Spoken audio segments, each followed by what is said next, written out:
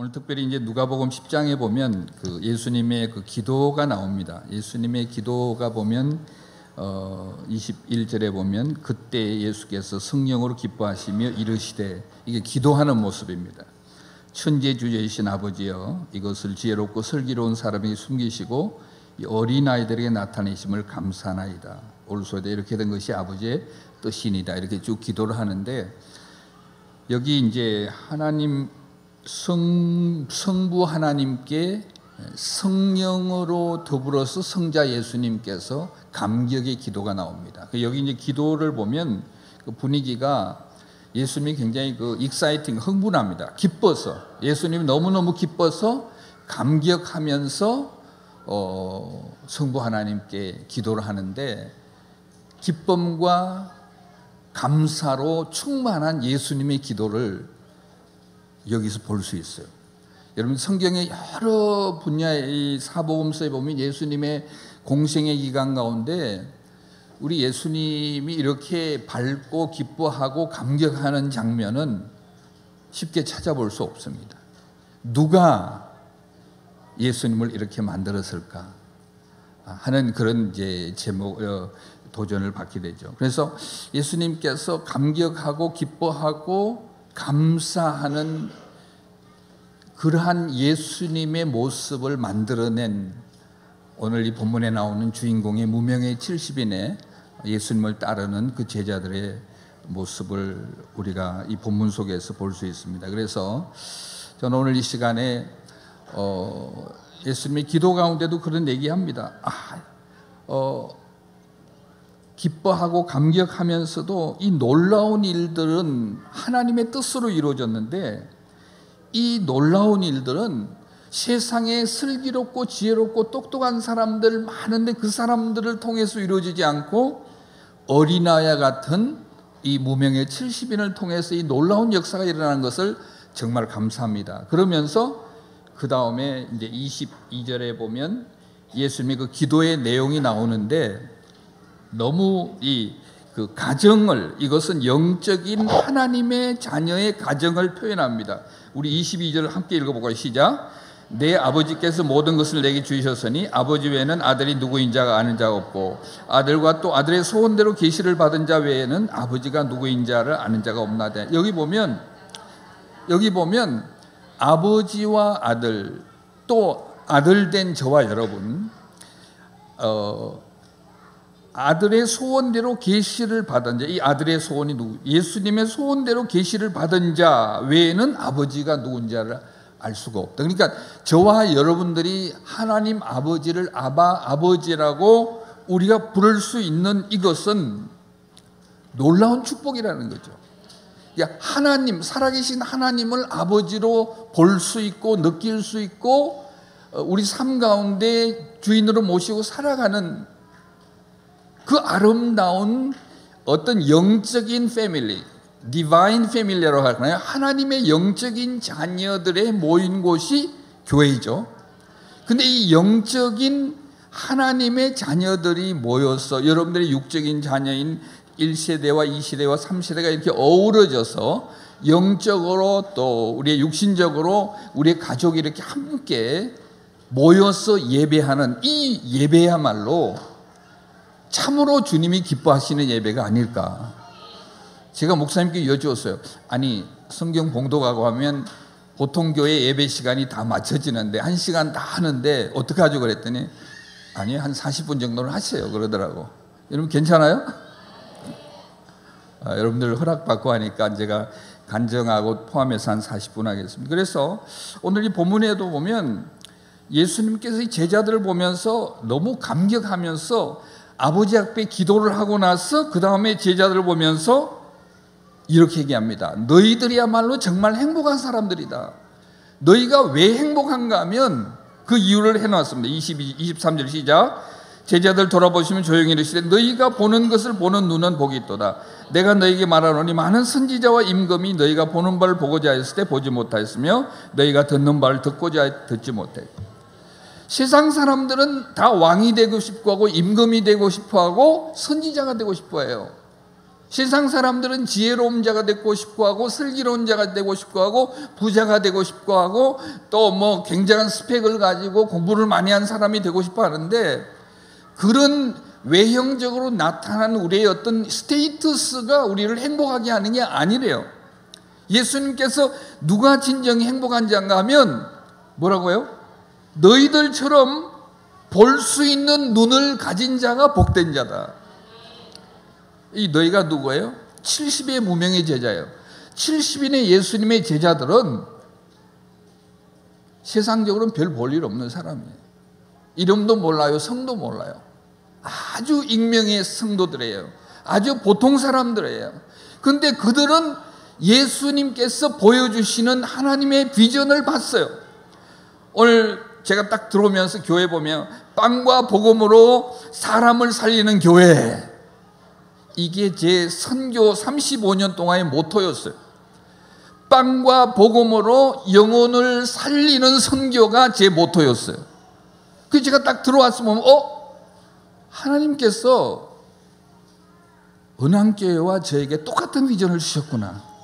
저는 선교지에서 35년 살았고 우리 목사님께서는 이 지역에서 같은 목표를 두고 다른 형태의 사역을 해왔구나.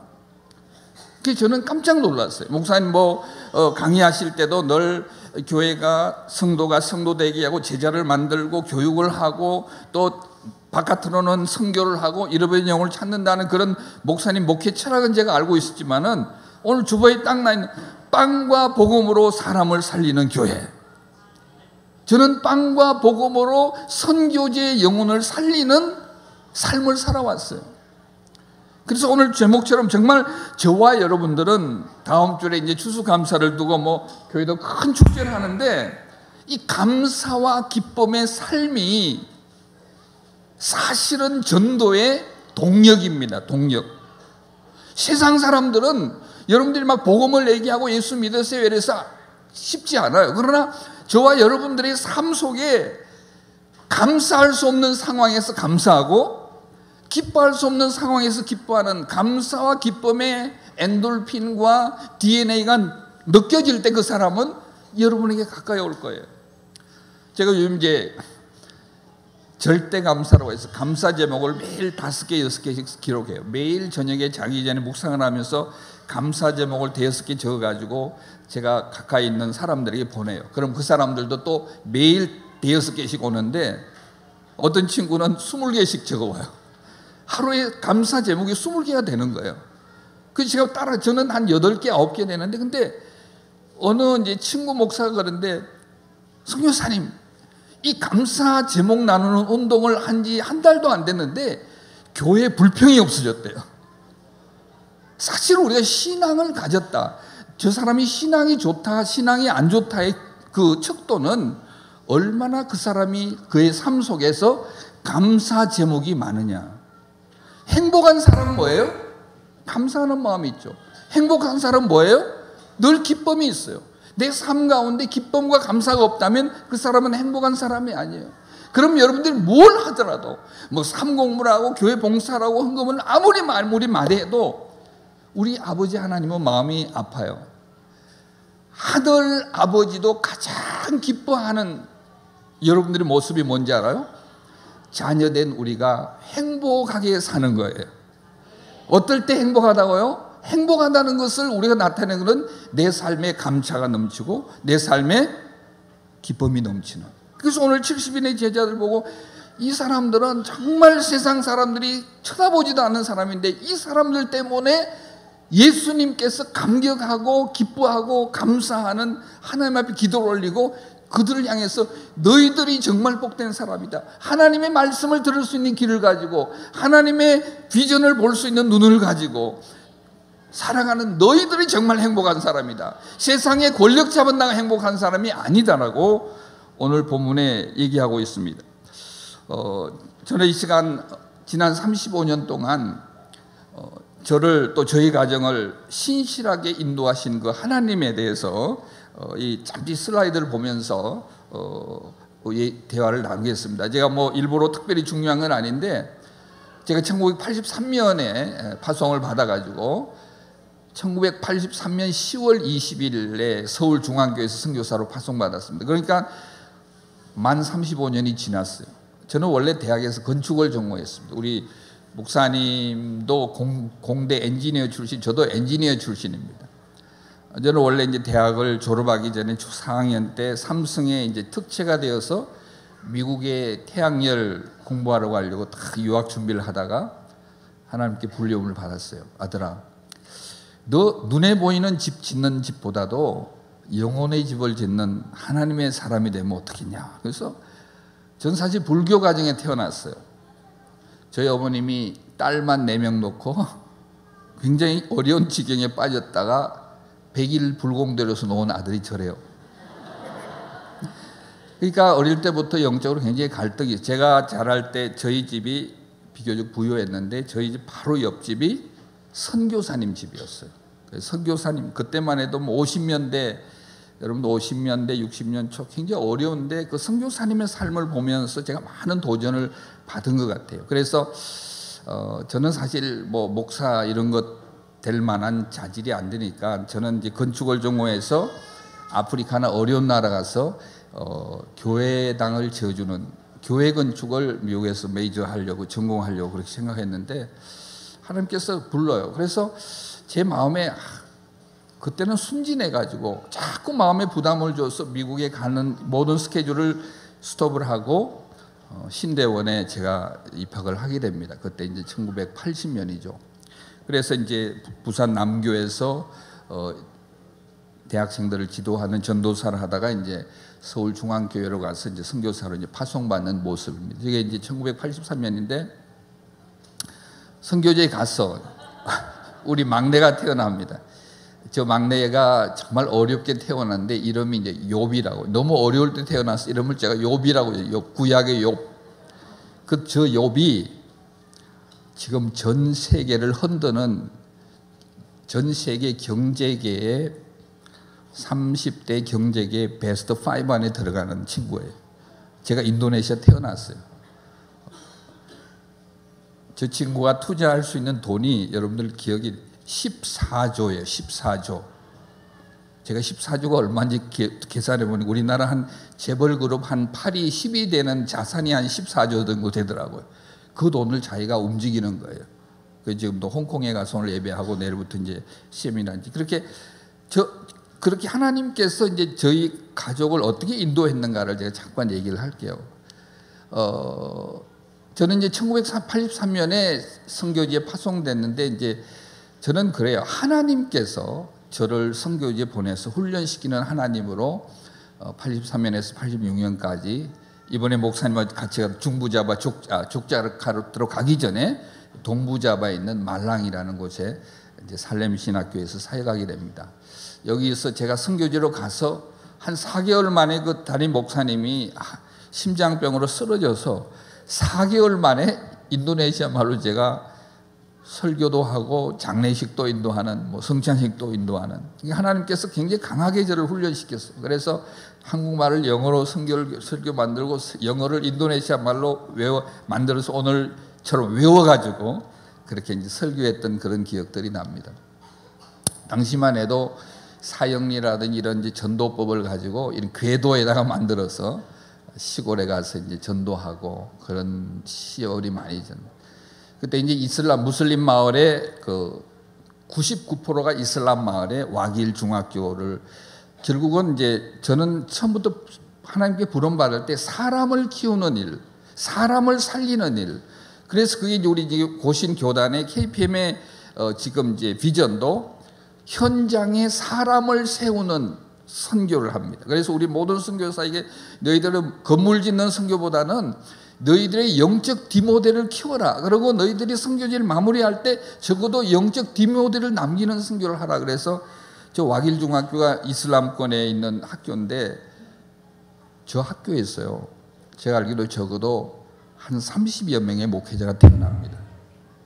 지금 30년이 지금은 이제 우리 홍영화 선교사 뭐 김재룡 선교사 하는데 하여튼 하나님께서 처음에는 시작할 때 아무것도 아니었는데 그 이슬람 마을이 많은 이제 주님을 아는 그런 지역으로 가고 있습니다. 그리고 1985년에 당시에 우리 주남선 목사님 후손들의 헌금으로 해서 임대를 해서 이제 동부자바의 살렘 신학교를 시작을 하고 지금은 한 80명 정도. 목사님 가보셨죠? 살렘 신학교? 그래서 여기서도 지금 목회자들이 많이 나오고 있습니다.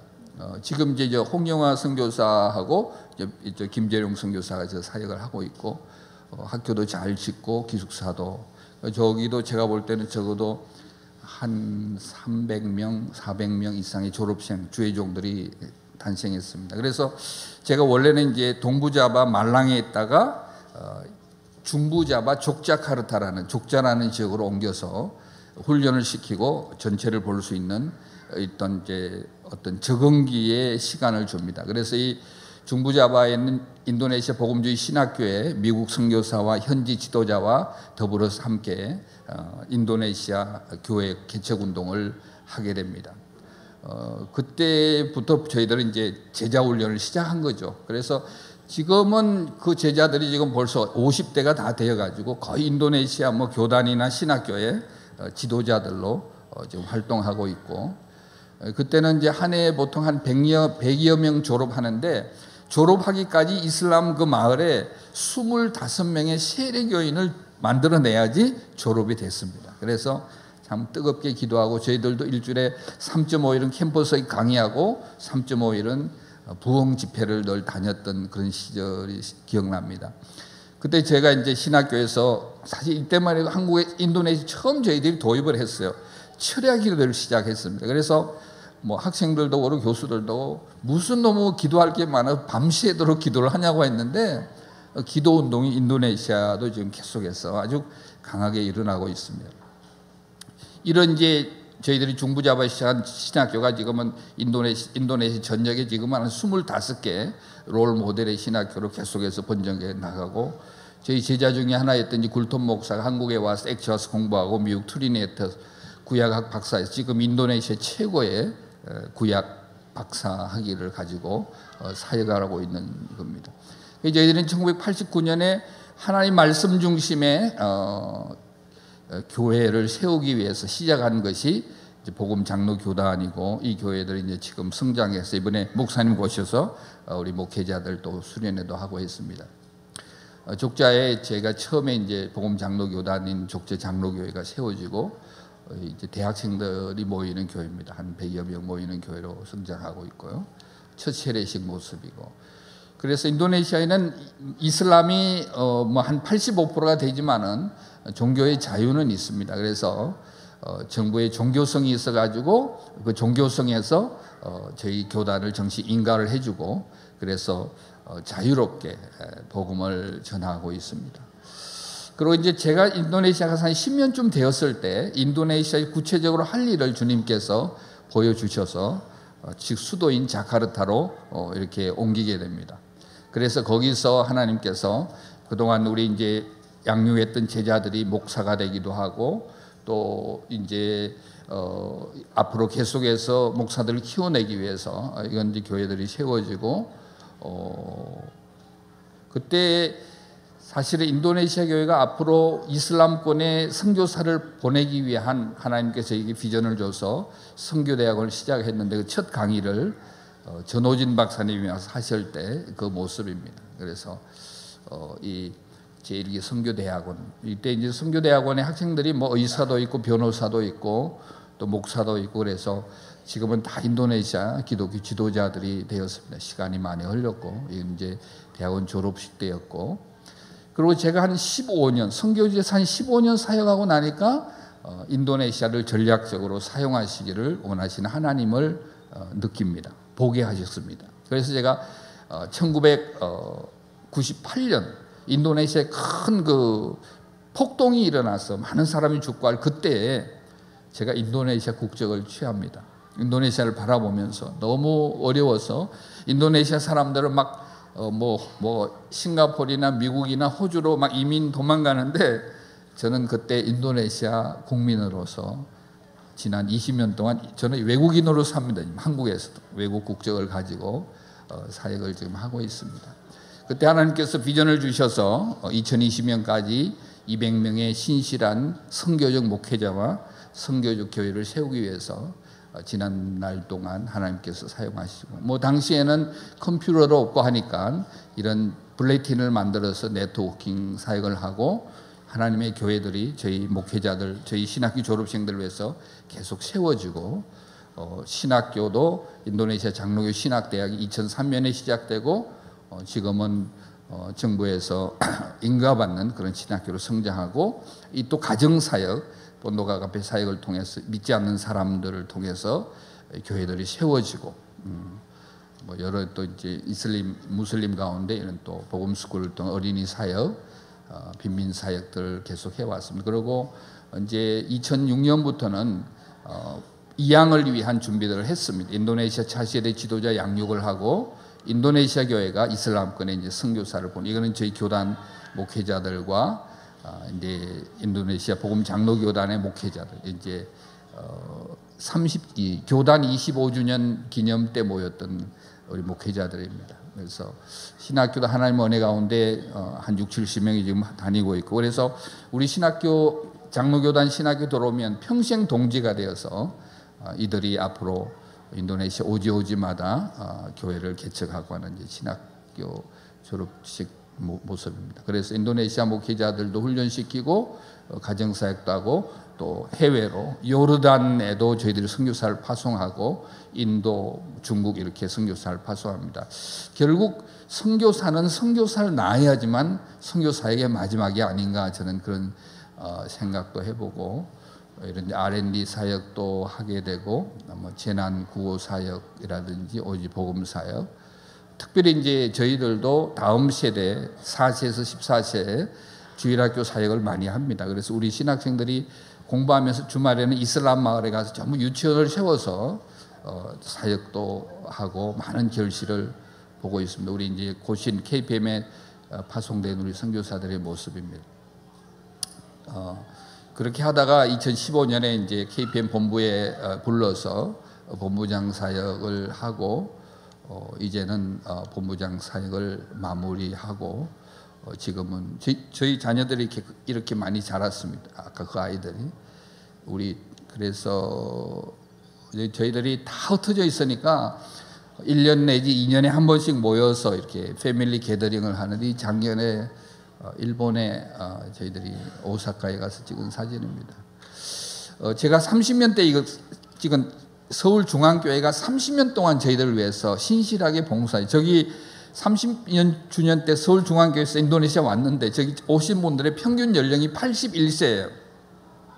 저 권사님 이런 분들은 이제 86세도 있어요. 그러니까 30년 동안 선교사를 위해서 하루도 빼지 않고 새벽에 기도했다고 하니까 제가 어디 도망갈 수가 없어요. 한때는 신대원 교수로 오려고 그랬는데, 저 기도하고 인도네시아에서 기도한다니까 제가 도망갈 수가 없어서 이제 안식에 마치고 이제 또 지금 들어가야 될 겁니다. 그래서 감사하게도 지금은 이제 우리 KPM 선교사 14가정이 인도네시아 여러 곳곳에서 사역하고 있습니다.